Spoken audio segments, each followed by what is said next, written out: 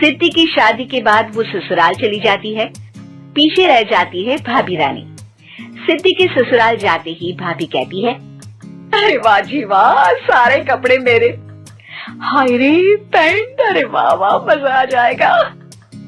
अरे ये सिद्धि की अलमारी के सामने खड़े होकर क्या बड़बड़ा रही है?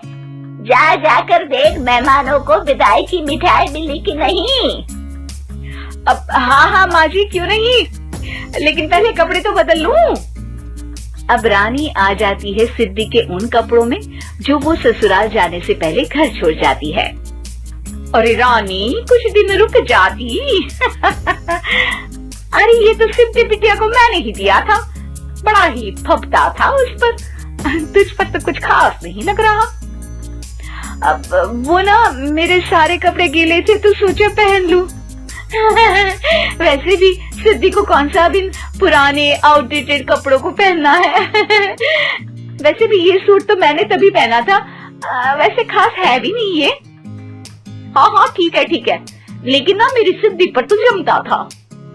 सारे मेहमान चले जाते हैं और सिद्धि ससुराल से मायके पहली बार आती है। अपना घर, अपना कमरा, अपनी अलमारी। ये बोलकर जैसे ही सिद्धि अलमारी खोलती है तो सामने उसके कपड़ों की जगह कुछ और ही रखा होता है। माँ, ओ माँ, जरा कमरे में तो आना। सास और रानी वहाँ पहुँच जाते हैं। रानी ने पहनी होती है सिद्धि की जींस और टी शर्ट। अरे भाभी, ये क्या? ये तो मेरी बड़ी ही महंगी टी शर्ट है, इसे आपने घर में क्यों पहनी है? अरे बहुत मिलती है दीदी ये चौक की मार्केट में, 150 में। ओ भाभी प्लीज, ये एरोपोस्टल है, 2000 की एक टी शर्ट। ओहो, 2000 में तो दीदी 4 साड़ी आ जाए। अब क्या बोलूं? भाभी, ये मेरी अलमारी में छोटू के कपड़े, तो मेरे कपड़े कहाँ हैं? मेरी अलमारी में? अब दीदी आपको कौन से पुराने कपड़े पहनने थे? माना भाभी, लेकिन मैं जब घर आती तो यही सब पहनती ना। अरे तुम तो बड़ी कंजूस हो दीदी। खैर, वक्त आता है जब सिद्धि ससुराल के लिए रवाना हो रही होती है। अरे रानी, अंदर से सिद्धि का गिफ्ट ले आ, लड़की पहली बार ससुराल से मायके आई है। रानी अंदर जाती है और एक सिंपल सी साड़ी लेकर बाहर आ जाती है। ये लीजिए माँ जी। सास बेटी को गिफ्ट देकर ससुराल भेजती है। अगले दिन रानी एक सुंदर सी साड़ी पहनकर सामने आती है। अरे रानी, ये तो वो साड़ी है जो मैंने सिद्धि को देने के लिए दी थी जब वो ससुराल ले जाती, लेकिन ये तूने कैसे पहन ली? अरे माँ जी, ये साड़ी तो मुझे बहुत पहले से ही पसंद थी, लेकिन चिंता ना करिए, मैंने सिद्धि के लिए भी अच्छी सी साड़ी दी है। हाँ। तभी सिद्धि का फोन आता है। क्या माँ, कुछ अच्छा तो दिया होता ससुराल ले जाने के लिए। अरे पहले दिखा दिया होता। ये चमकते हुए पैकेट में नौकरानी वाली साड़ी मत दिया करो माँ।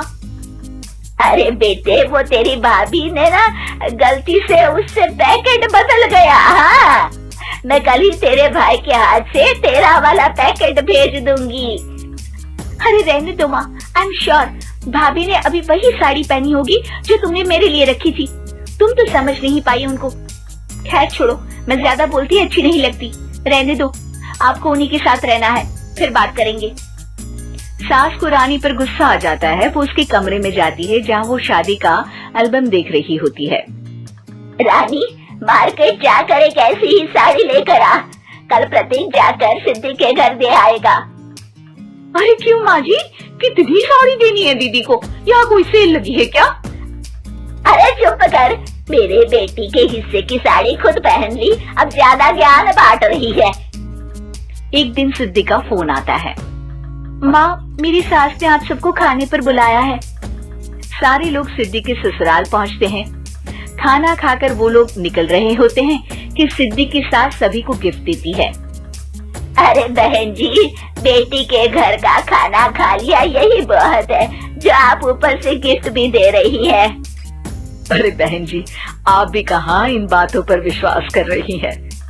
सास सभी को गिफ्ट देती है, लेकिन रानी को जो साड़ी देती है वो अजीब सी हरे रंग की, लाल रंग के बड़ी छाप वाली होती है। अरे छी, ये कौन पहनेगा? सासू माँ को तो जरी वाली इतनी सुंदर, और मेरे लिए ये नौकरानी वाली। अरे भाभी, दरअसल मैं जब भी घर आती थी आप वापसी में ऐसी ही साड़ी देती थी ना, तो माँ ने सोचा कि आपको आपकी पसंद की ही साड़ी क्यों ना दी जाए। बेचारी रानी, बोलती भी तो क्या। सिद्धि और सास रानी का चेहरा देखकर हंसने लगती है, तो रानी समझ जाती है कि अपने ही बिछाए जाल में वो फंस चुकी है।